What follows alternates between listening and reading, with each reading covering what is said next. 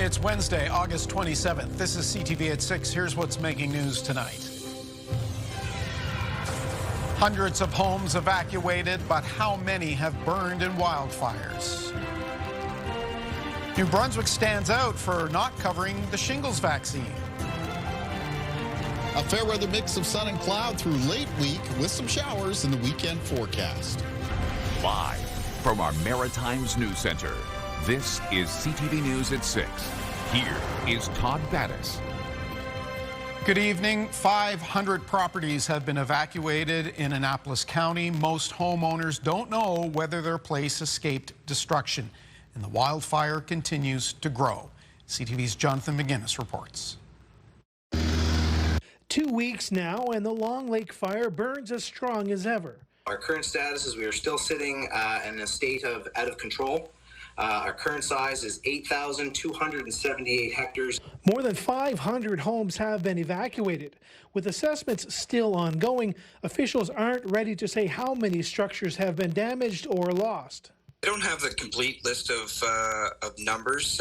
We're working with the municipality. Of course, the municipality is making the strides in contacting each one of these homeowners. Sprinkler systems have been brought in to try to protect the homes in the fire's path. The battle to save the homes is still a difficult one. This is a large fire, and it needs more resources on the ground and in the air, and we are getting everything we can to get this fire brought under control as quick as we can. 62 crews from Ontario are now on site assisting local firefighters and teams from the Department of Natural Resources.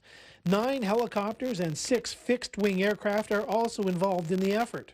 Rainfall on Monday helped a bit, but conditions are once again becoming dangerous. We're moving into a drying trend.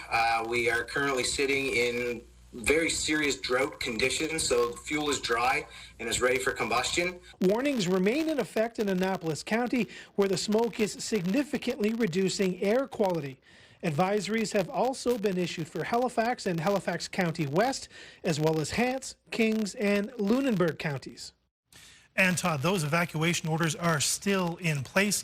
Andrew Mitten says no one has been able to return home.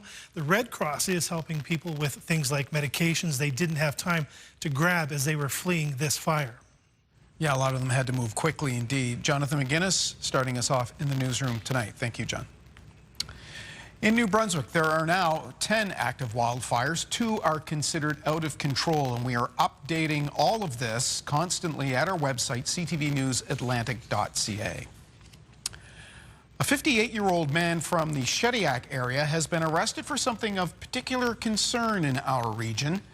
Daniel Downey is charged with impersonating a peace officer, and you're looking at some of the items police seized from 2 homes in Pointe de Chêne. They include RCMP uniforms, firearms, lights and sirens, even an old police cruiser. It's believed he intended to commit crimes while dressed like an officer. Downey is in custody and will appear in court Friday. Halifax police is investigating reports of shots being fired in the area of Caledonia Road in Dartmouth last night. Officers blocked off a number of streets in the area around 10 o'clock. Several people reported hearing multiple gunshots. Police were on the scene throughout the night, gathering evidence and speaking with witnesses. Today, police tell us it does not appear that anyone was injured. Officers are continuing to investigate this case. Theft of copper wire and wood from construction sites has become commonplace. Heavy machinery? That's a little more unusual, but it happened near Moncton. Here's our Derek Haggett. It's quite the sight to see. A ditch and a front lawn badly damaged by a brazen crime. Yeah, seeing people steal power tools, lumber is a very common thing, electrical wires, but yeah, I've never seen a full-blown excavator getting taken away from a job site. The security system at a work site just north of Moncton notified Saul Boudreau someone was on the property at 2 a.m. Sunday. Boudreau says the man driving the excavator made it roughly 3 kilometers away before coming to a halt. The heavy machinery's maximum speed, just 2 kilometers an hour. There's numerous properties, personal properties, their homes, their ditches, their front yards tore up with the excavator. Excavator going from one side of the road to the other, just not knowing how to operate the machine, getting stuck. Police responded around 90 minutes later and say a man was arrested. The accused is facing charges of mischief or damage to property over $5,000, operation of a motor vehicle while impaired, and theft over $5,000. The neighbor's lawn also damaged. Well, it was a shock. We've been here 49 years, and we feel very safe here, but it's really odd because a week or two ago we thought maybe we should think about cameras. So we've ordered cameras for our property. The excavator belongs to a contractor of Boudreau's company and is currently out of service. As far as total damages, Dollar figure, I'd say you're north of $200,000 to $250,000 if you include the machine into the damages. this is the third time in 3 weeks Boudreau's been hit by theft.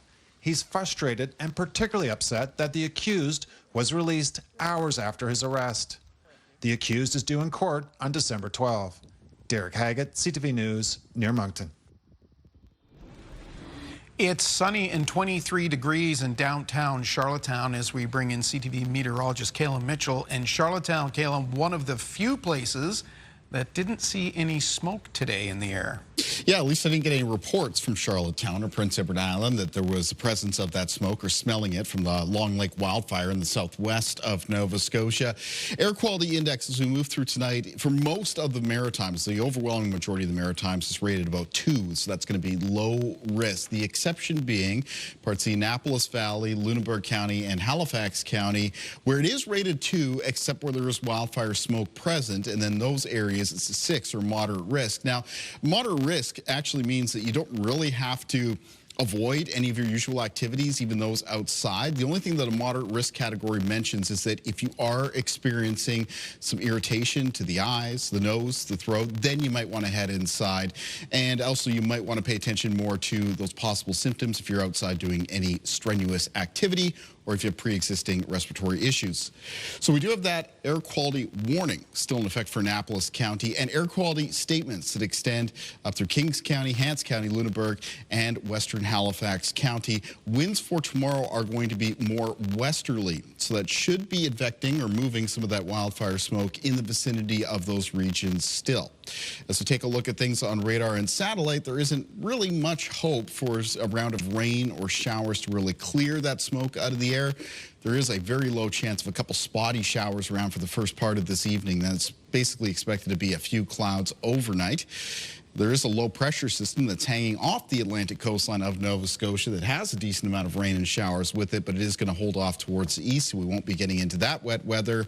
And then way off towards the east of that, there's what's left of Tropical Storm Fernan, and that is going to continue tracking off towards the northeast as well. So well offshore of Atlantic Canada, and so Todd, not expecting any weather impacts from that system. That's unfortunate. We could use that rain. Okay, we'll see you in about 15 minutes for the full forecast, Galen. A gold mining project in Goldboro, Nova Scotia has been cleared of a big hurdle. The province approved the Goldboro mine today. The company is promising good-paying jobs, economic growth, and new tax revenue. But as CTV's Jesse Thomas reports, it still needs Ottawa's blessing. A Canadian mining company is one step closer to digging for gold in Goldboro County. The Nova Scotia government issued final approval today, but NextGold is still awaiting federal approval, but is confident they'll get the green light in the next 90 days. When that's all done, then there's windows of opportunity to build. We don't want to build during bird nesting season and things like that, so there's times of the year that you can start. So that all has to sync, and our goal is to start building next year. The province and NextGold had been in consultation for 7 years. The Canadian mining company received its environmental approval in 2022. Today's industrial approval was fast-tracked under the province's new large industrial file team within the Department of Natural Resources, designed to help speed up approval for critical mineral projects like this gold mine. So nothing was relaxed, but it was sped up with more people involved. The province estimates it'll lead to 735 jobs and boost Nova Scotia's GDP by $2.1 billion over the project's lifetime. There will be more jobs when we're building than there are when we're in operation. But both phases have substantial job creation. And we hope to bring Nova Scotians home that are working away. We hope to bring Nova Scotians to an area that's quite not a lot going on. And when it comes to environmental protection, the province says safeguards are in place. So this site is very well monitored and very well regulated. Next Gold has leased almost 800 hectares of Crown land from the province for their 15-year gold mining project, but the company believes they'll be here much longer than that. We think this is going to be a multi-decade mine. Next Gold confirmed they have a benefit agreement in place with the municipality of the District of Goldboro and the Association of Nova Scotia Mi'kmaq Chiefs. Jesse Thomas, CTV News, Halifax. Could we soon see liquefied natural gas shipped overseas from East Coast ports? It's certainly a possibility after the Prime Minister touted enormous opportunities following a trip to Europe. But as CTV's Avery McRae tells us, many questions remain. Prime Minister Mark Carney made sure to let Canadians know big news is coming following his trip to strengthen energy ties with Europe. Our government is in the process of unleashing $500 billion of investment in energy infrastructure, port infrastructure, particularly intelligence infrastructure as well, with AI. The Prime Minister specifically mentioned how the investment would open enormous LNG opportunities, among others. He pointed to the ports of Montreal and the build of essentially a new port in Churchill, Manitoba to start, which raises the question, what about maritime ports? I strongly support natural gas development, liquefaction, and export from Eastern Canada. The Americans are making money off our gas instead of letting great Eastern Canadian pipe fitters, welders, and electricians build liquefaction facilities and ship it off directly. There is a liquefied natural gas facility in New Brunswick, St. John LNG. The plant would need massive upgrades in order to export the resource, as the site only imports from the U.S. currently, but a retrofit isn't impossible. The harbor is a natural place. It's not just a natural for NG, for natural gas, it's also a natural for oil. So there's a number of benefits that we could see dramatically if the investment is made, if the government is serious. Canadians for Affordable Energy President Dan McTagg says the decision is a no-brainer, adding the Eastern Shore could be ready in just a few years to start shipping overseas. The country began its expansion by the ports in Atlantic Canada. It began its early days, and those ports, I think, are going to be very much a route to the future. Todd, Dan McTagg says an investment into LNG, among other resources, would benefit Canadians across the country, create thousands of jobs, and even help strengthen the Canadian dollar. Todd? That's Avery McRae in St. John this evening. Now, Conservative leader Pierre Poilievre, who you saw in Avery's report, was on Prince Edward Island and talking energy today. Speaking at a Charlottetown gas station, he took aim at the Liberal Party's new clean fuel regulations, which he says will cause the price of gasoline to increase. The opposition leader says his party would get rid of all carbon taxes for good. Mark Carney is bringing back the carbon tax to Carbon Tax 2.0.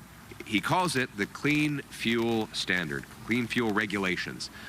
According to the Parliamentary Budget Officer, it will add 17 cents a litre to your gas. What did the last carbon tax add to your gas? 17 cents a litre.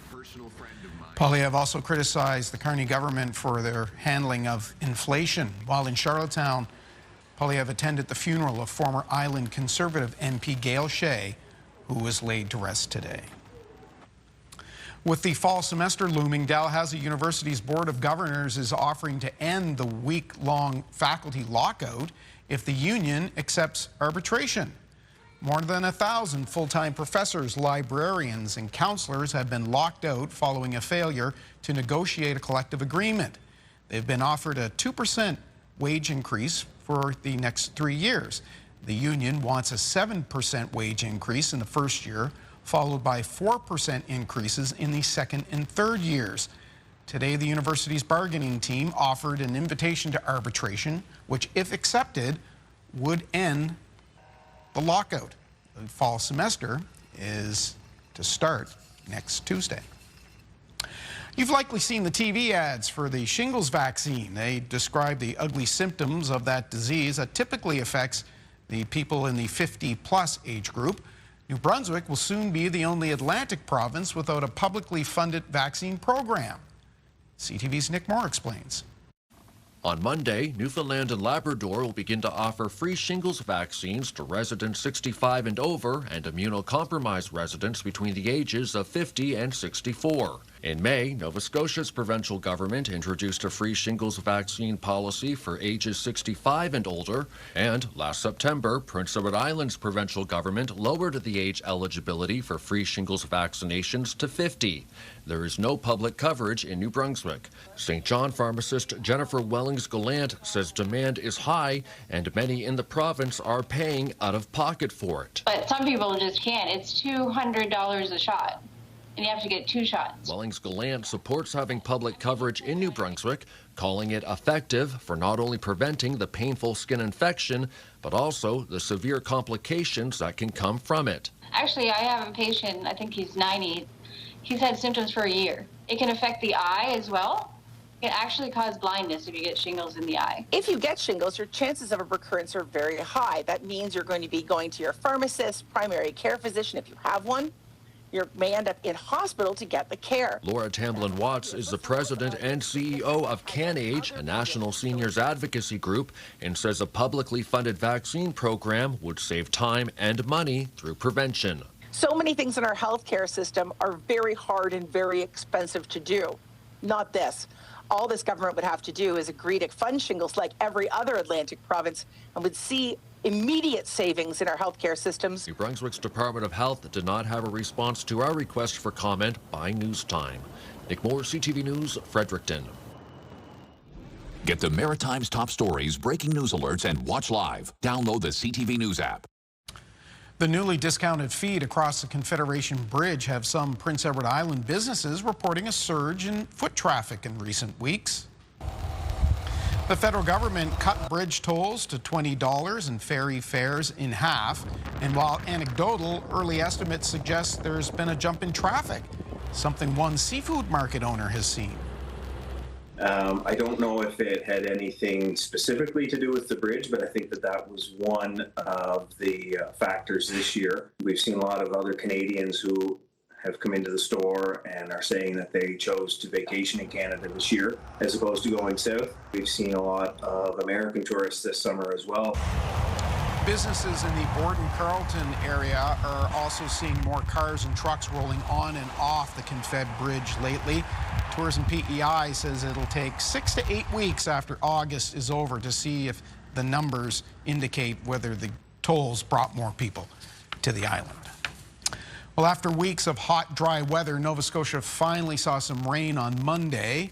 It's all had an impact on the amount of ticks we're seeing. CTV's Hafsa Arif spoke with the experts. Ticks may be small, but they're tough. And while many people might hope this summer's dry spell would wipe them out, that's wishful thinking. Much as we would like to think this hot, dry weather is going to kill off all the ticks, it won't. When it rains and gets a bit cooler, they're going to pop out. They'll be hungry, and they get right back to business. Extreme weather caused a slight dip in tick numbers, but it doesn't last. And even forest fires don't wipe them out for long. Their population comes back really quickly.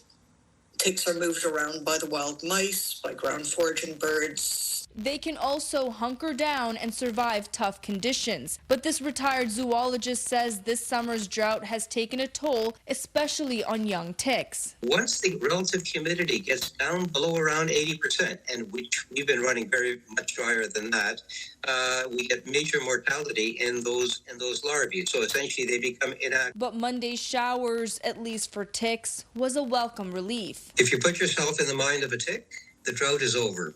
In other words, those showers we had earlier in the week, the showers we had now, that will keep that moisture up. And so as far as the ticks are concerned, that'll let them be a bit more active. Both experts insist while there may be slight fluctuations year to year, overall tick populations are rising across the Maritimes, which means precautions are here to stay. Hafsa Arif, CTV News, Halifax.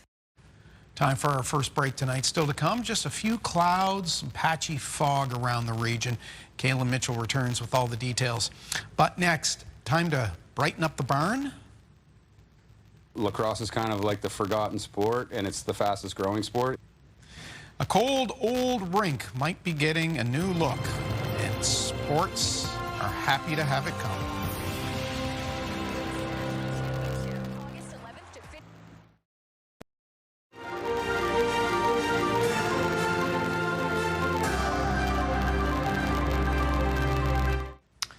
Old hockey rinks are often referred to as barns, sometimes out of affection, often because they're, well, cold and outdated. Such is the case with Dartmouth's Grey Arena. But as CTV's Jonathan McGuinness tells us, the aging rink might see new life. For sports like ball hockey and lacrosse, the 50-year-old Grey Arena is the only facility in HRM that provides a dry surface year-round. It recently got heat in the middle of this winter, but for a couple years before that, it didn't even have heat, but we still went there and practiced because it was out of the elements. The city has plans to redevelop the arena site. They're asking for feedback from the public to help decide from 4 options on the table. One is to update the facility along with some landscaping improvements. The second is the same, but with a plan to add on to the Grey to provide more community space. Third includes all previous options, plus a subdivision of the lot for residential development. The last scenario would see the facility torn down to build housing.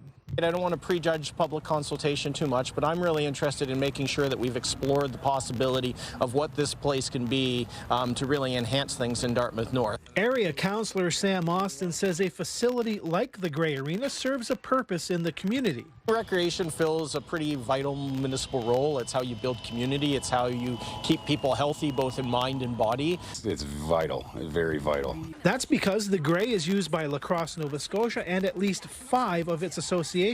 For me, in HRM, I feel like there's a lot of other spaces for other sports to use. Like there's a lot of really expensive soccer stadiums that have turf that are in HRM area.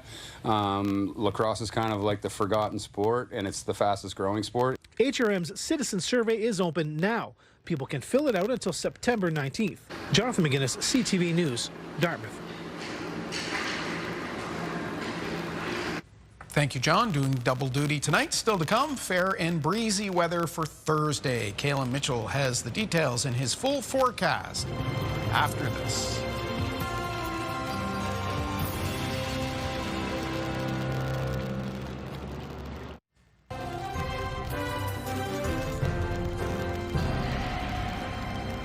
"17 degrees at the Back Row Point Lighthouse in Nova Scotia.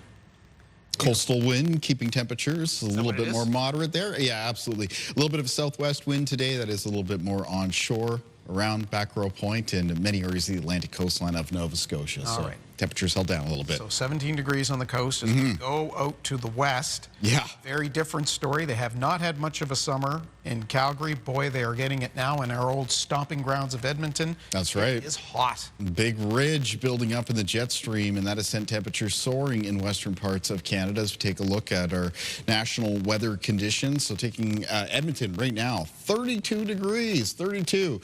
We got 29 at Calgary. We also have 30s. 31 actually Saskatoon and 26 at Winnipeg. There's some heat warnings out. Those are the areas highlighted in through the maroon color for areas of Alberta and also parts of the northern interior of BC and a few areas in Saskatchewan. And this spell of hot weather does look like it's going to be extending on as we move through this week. So taking a look at temperatures off towards the east, it's a different story. Things have really cooled down. Here, there's a big dip in the jet stream, and that's allowed for some more moderate temperatures. We're closing out the month of August. We got a lot of temperatures right now, low 20s through southern Ontario, southern Quebec, and here into the Maritimes. 19 degrees currently at St. John's.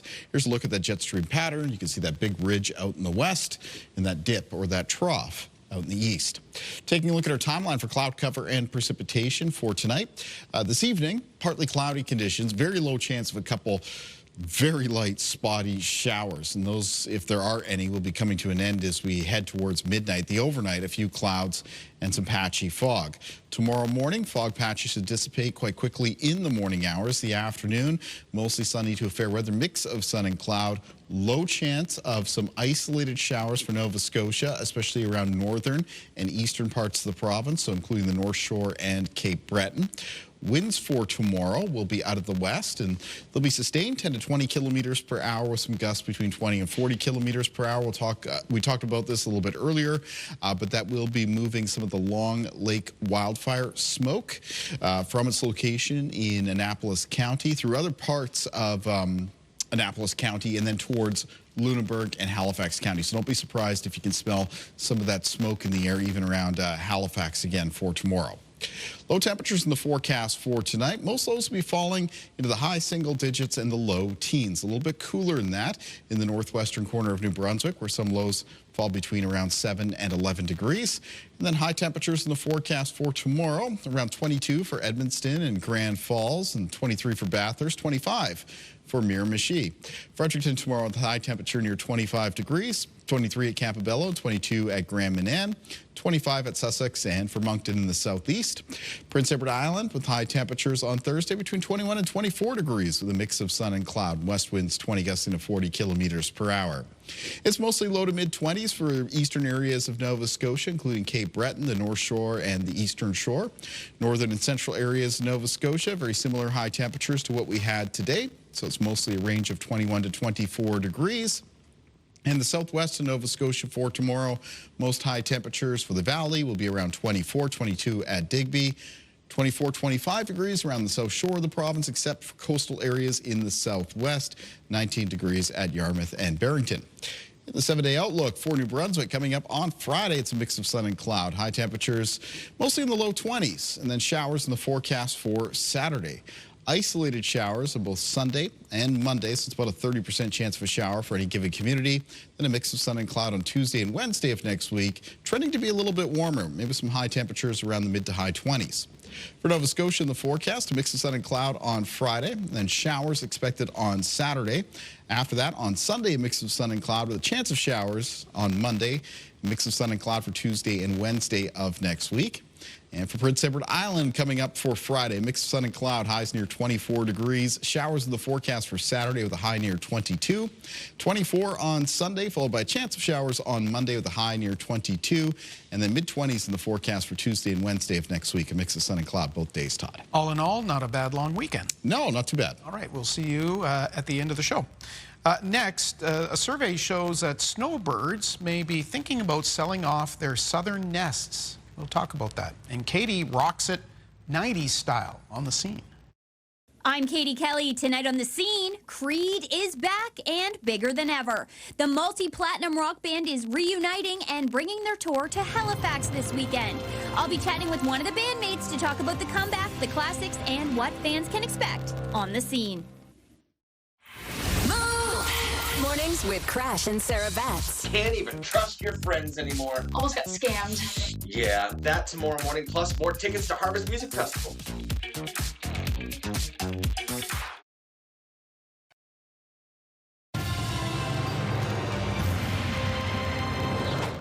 Welcome back. Canada's flock of snowbirds might be dwindling. A new survey found more than half of Canadians who own a place in the States are thinking about selling it.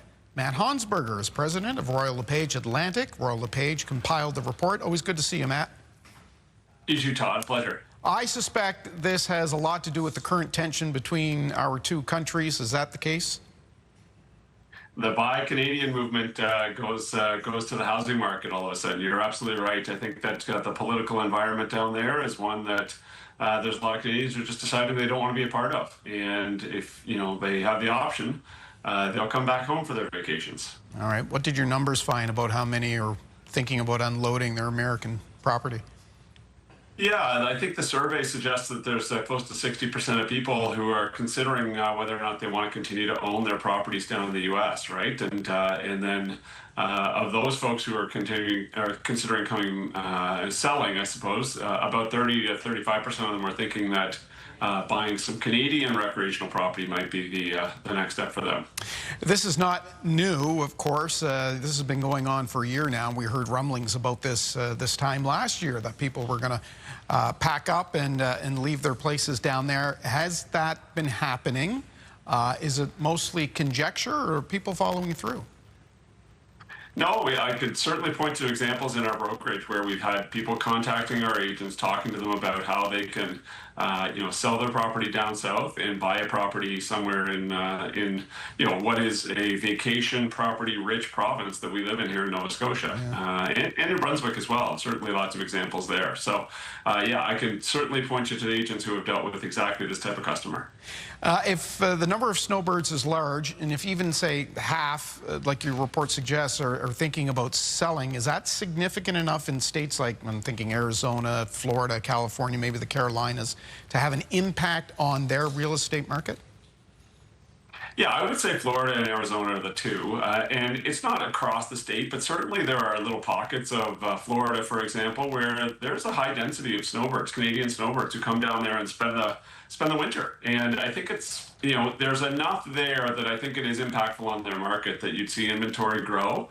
And I don't know that there's enough demand domestically in the U.S. to take some of those properties on. Yeah. So it would have an impact on some markets, certainly in Florida and in Arizona specifically. Certainly, some people must buy these properties in the States thinking about them as investments, but a lot of people, it's an emotional purchase. It's where they want to go to retire. They've dreamed about owning a place, perhaps in Florida for the winter for years. Does that come into it at all, that sort of emotional aspect of it? Yeah, I would say I've heard two things. The first thing I hear is I don't want to be any part of that. I think the administration is crazy, and I don't want to be a part of the U.S. Vehicle there.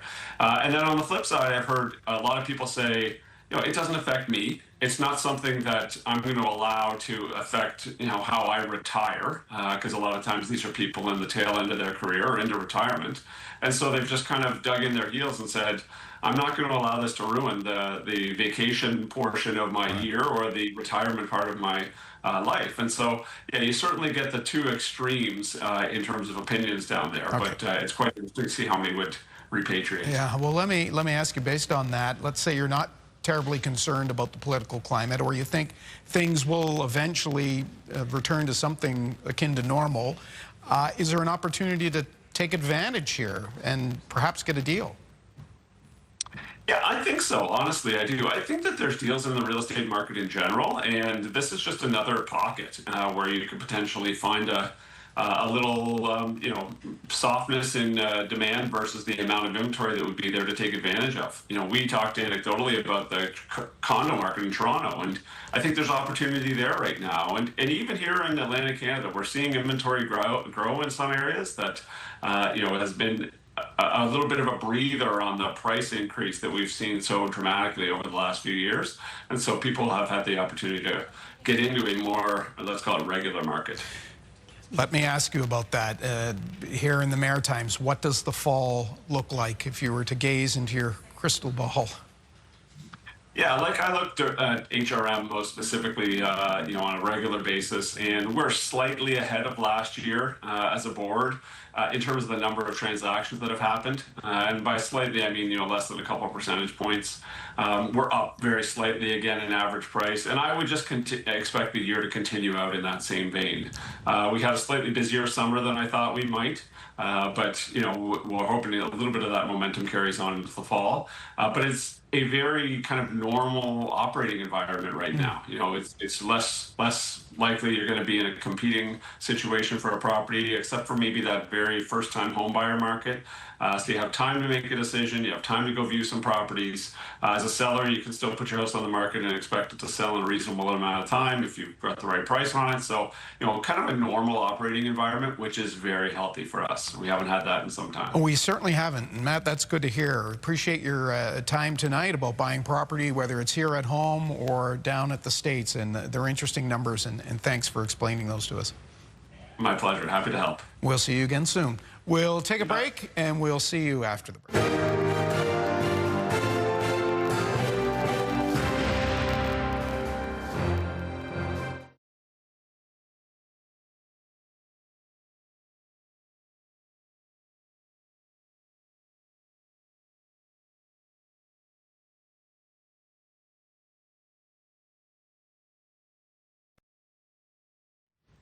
In our health report tonight, there is a concerning increase in teenagers using workout supplements.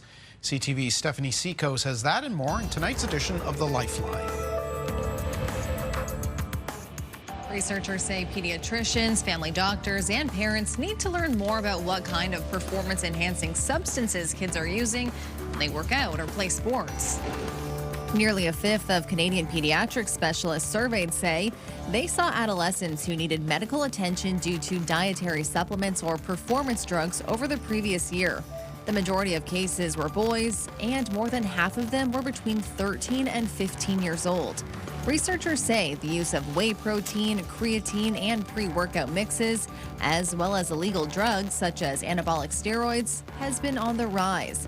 While it might not be possible to stop all adolescents from using supplements, researchers suggest healthcare providers and parents need to ensure they are using them as safely as possible and getting the products from reputable sources. A new survey is revealing a concerning gap in awareness and understanding of gynecological cancers among Canadian women aged 40 and older. The survey, conducted by Leger, shows there are still significant challenges in recognizing symptoms, knowing the risks, and seeking timely care. It also revealed more than 80% of respondents say they lack awareness of the symptoms and risk factors of uterine cancer, which is expected to become the second most diagnosed cancer among women in the next 15 years.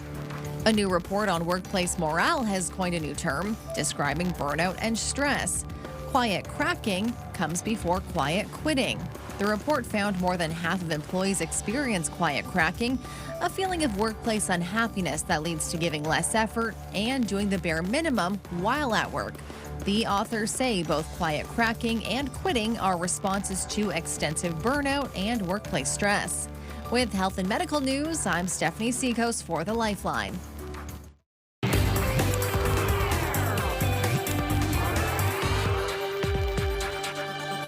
Time for the scene, and 90s rock band Creed is back together and bigger than ever. As Katie Kelly shows us, Saturday night, they're bringing their big reunion tour to the Maritimes.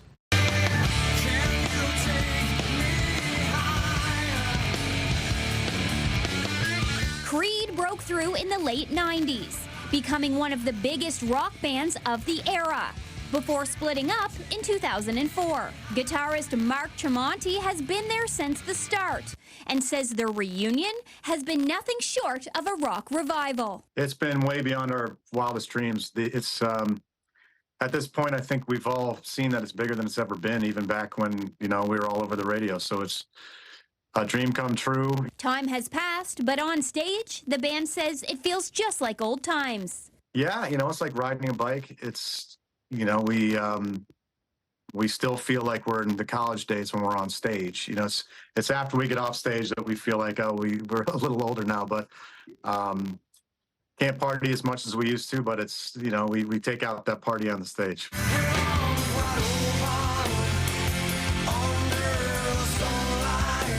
From their 90s hits to new viral buzz online, Creed has found a whole new era of fans. Scott would ask, how many folks have seen Creed before? Or how many folks this is your first time seeing Creed? And almost everybody raises their hand. So it's, we expected to have a lot of people in their 40s and 50s and 60s coming out that were fans of the band in original days. But most of these fans coming out to shows are the next generation. And while the music has aged, the connection is stronger than ever. It's been amazing. It's when you get up there and you see grown men and women crying when they hear a song, and these songs have now become a part of people's lives, and they've heard them for decades now. It's so when we play those songs now, it means so much more to us because these songs mean so much to them. Off stage, Tremonti has taken on solo projects, including a Sinatra album that raises funds for Down syndrome, inspired by his daughter. In other words, I love you. You never know what your real life's mission is until it really hits you. And I think when my daughter was born with Down syndrome and we started to do this project, it feels like my whole life was meant to do this.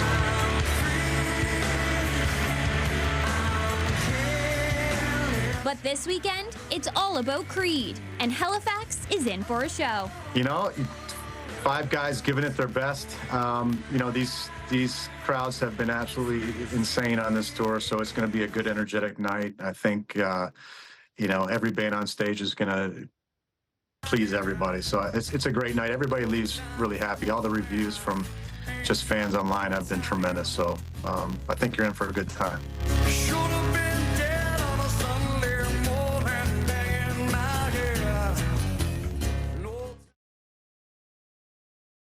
Be back right after this.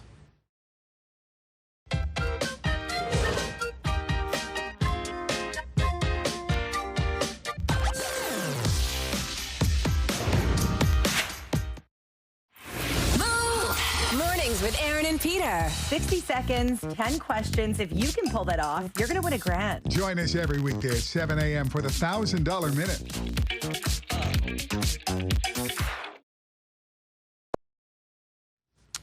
On the markets, the Dow closed the day up 147 points. The chip maker NVIDIA did not disappoint when the tech giant reported its latest results. BNN Bloomberg's Marilla Fernandez has those details. The world's most valuable company reported earnings after the close of the North American markets. NVIDIA's revenue is up 56% year over year, ringing in at $46.7 billion in its latest quarter. Washington has made it more difficult for NVIDIA to sell its semiconductor chips to China, but that seems to be only a hiccup for the company as it capitalizes on the ramp-up of AI worldwide. Here's a look at how the trading day ended. The Canadian dollar moved up to 72.52. West Texas Intermediate is up 90 cents to 64.15. Western Canadian Select down close to $1.50 at $50.23. And the TSX hit another record close again today, gaining 93 points to 28,433. Those are your business headlines. I'm Marilla Fernandez. Kayla Mitchell's on the weather deck. One more look at the forecast, Kayla. Yeah, thank you, Todd. So the lack of rain this summer may have made it tough for some of the gardens out there, but not so much for the roses in this viewer picture for tonight. So as we take a look at that picture, you can see these roses doing quite nicely. This is sent in by Janet Fraser from Brierley Brook, Nova Scotia. And Brierley Brook for tomorrow can expect a mix of sun and cloud, a high temperature near 23 degrees, and a very low chance of a shower popping up afternoon into evening. It's about a 20% chance. Day planner for tomorrow. Start of the day around the region. Any fog patches that develop overnight will be dissipating in the morning. Morning temperatures mostly around the high single digits and low teens. And then moving into the afternoon, temperatures warm up, and the highs tomorrow mostly in the low to mid 20s across the region. Expecting a fair weather mix of sun and cloud through Thursday afternoon. Winds will be out of the west and on the breezy side. You can expect those to be sustained between 10 and 20 kilometers per hour with some gusts between 20 and 40. Let's find out what's coming up tomorrow on CTV Morning Live. Thursday on CTV Morning Live, lights, camera, action. We'll chat with the executive director of Screen Nova Scotia about how they're building a strong and sustainable future for the province's production sector. News, weather, and more. It's everything you need. CTV Morning Live, Thursday. And right here tomorrow at 6, the stadium question. Halifax still doesn't have a long-awaited stadium, and Murphy's Logic looks at why now might be the right time. That's tomorrow on your newscast. And finally for us tonight, after a lot of work, a replica of the Eiffel Tower has been unveiled in a small French village. After 8 years of work, a retired metal worker, Jean-Claude Fasslier, achieved a long-time dream, and there it is, completing a stunning 1/10 scale replica of the Eiffel Tower. With the help of his grandson, he transformed his backyard, yes, that's his backyard where all this is happening, into a workshop of ambition and heritage. The final assembly that you're watching there was a spectacle in itself. Locals gathered as a towering crane hoisted the last segments into place. Everybody cheered as the miniature monument reached its full height of 31 meters. Pretty impressive. All right, that's our look at the day here at home. Bruce Frisco has our late update at 11:30 after the National. CTV News Atlantic.ca has updates anytime. And of course, Kaylin's forecast is there as well. I'm Todd Battis. I hope to see you right back here tomorrow night at 6 for your local news. Until then, Have a good night.